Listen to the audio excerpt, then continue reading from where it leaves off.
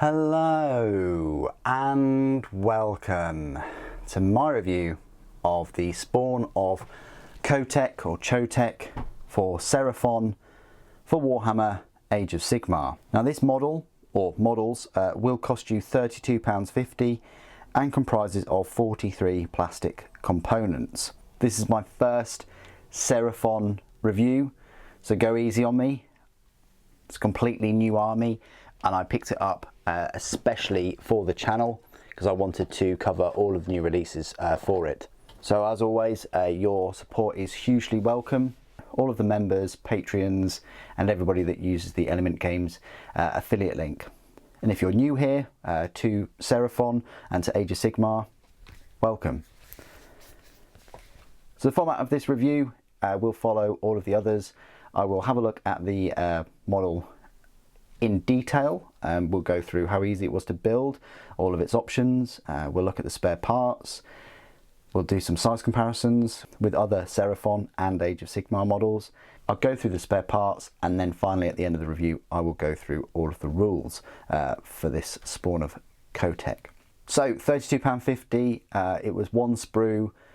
I don't think that's too bad. I think it could have been around kind of £30. The Dimetrodon, or salamander, is a bit smaller than I had thought. The pictures make him look pretty big, but he's a lovely model, and I may have said this in the live stream of building him, you don't necessarily need a Seraphon army to use him. You could have him as some kind of part of the battlefield, as scenery, as the local planet that you're embarking on, part of the wildlife there. So maybe not so much the skinks because they're kind of like weaponized lizards really, but definitely for creatures such as this. And I like it when Games Workshop make these kind of models. So how was he to build? Pretty easy. He does have a number of options, and so do the skinks really. If we take a closer look at him, it's fantastic mini.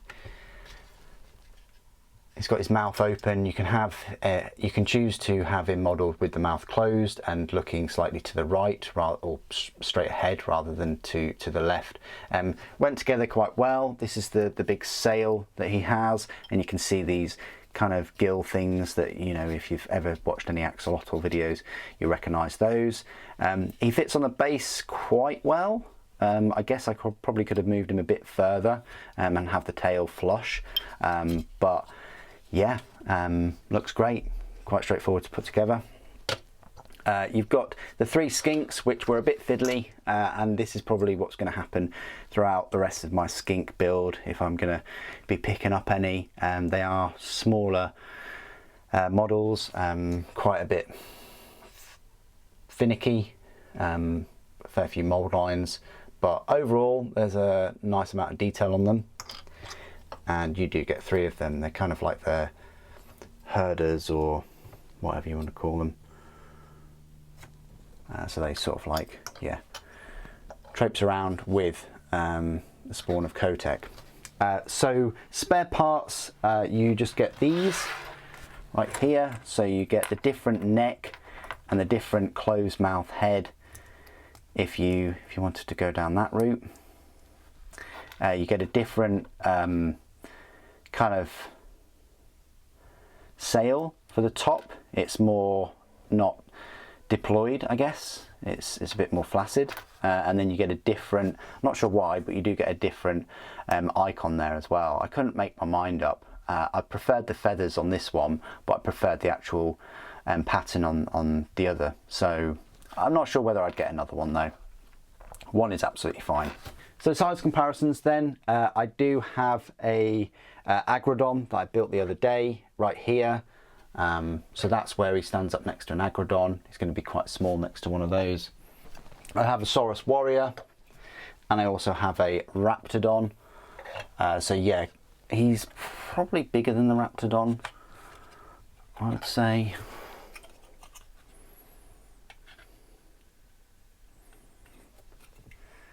And then the Saurus I think he'd go quite well with the Soros, like protecting him or near him rather than the skinks, but it's just my thoughts on that. And then I also have Scar Veteran as well. So that's where he stands up next to those. I'd like a bigger one, much bigger one, definitely. I'd like a larger version, really. That'd be quite awesome. Compared to other Age of Sigmar models then, I do have a decent sized Gloomspite Gitz army, so just compare him to like the creatures for Gloomspite Gitz.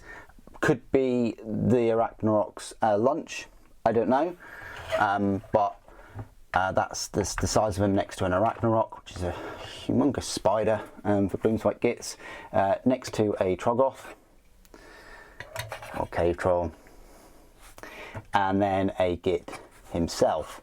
So Gits are probably the smallest, you know, they're smaller than the skinks by a decent amount really.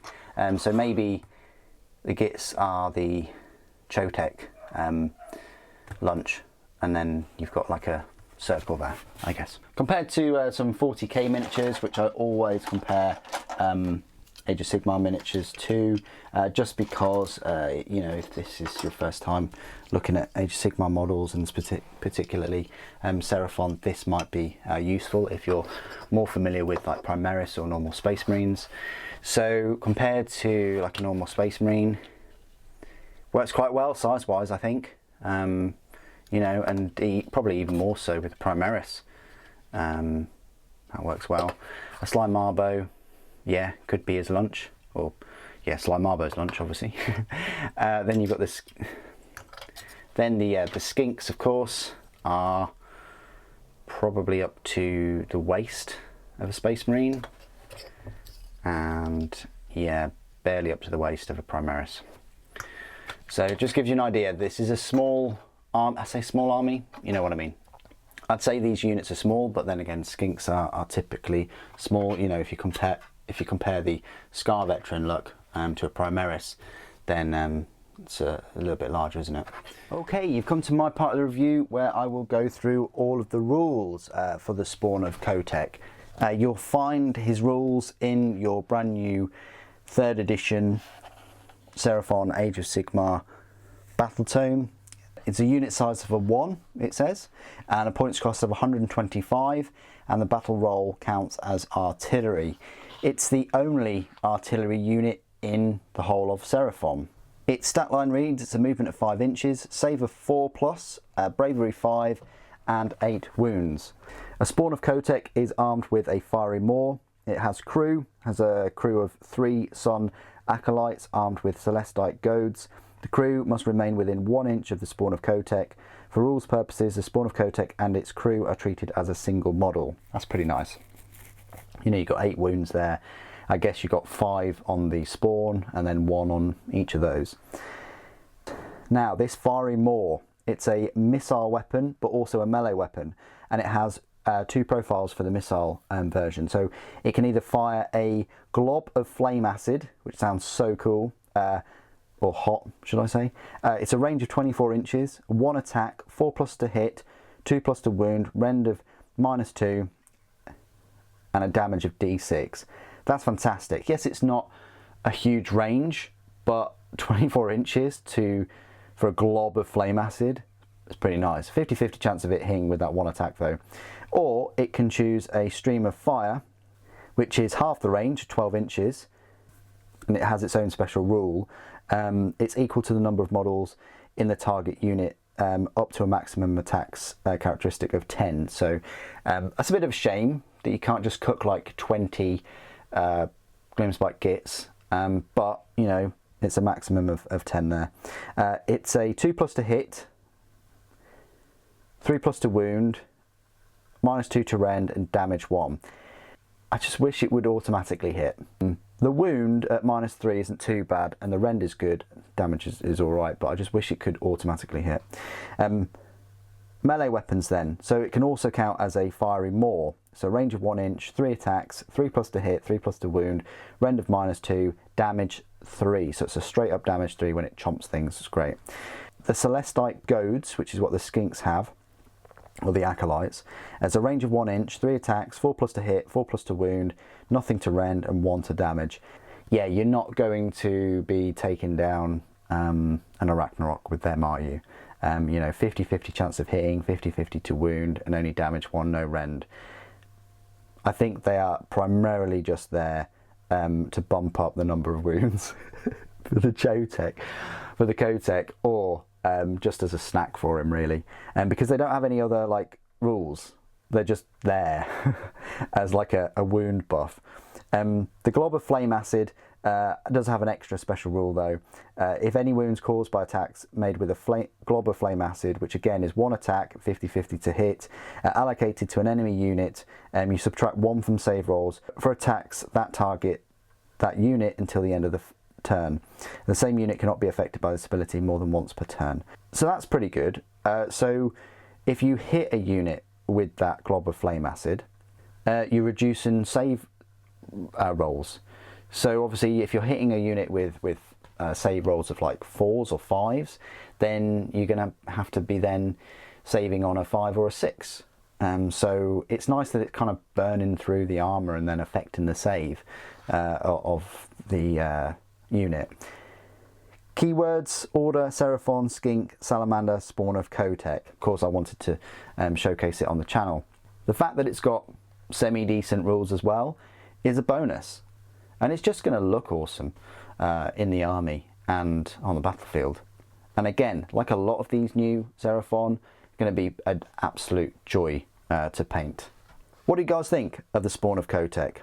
Do you think it's competitive on the battlefield, or do you just think it looks incredible? Please do put your thoughts and opinions down in the comments below. It'd be great to hear from you. Thank you for joining me today. Thank you for watching. Lord Croak protects.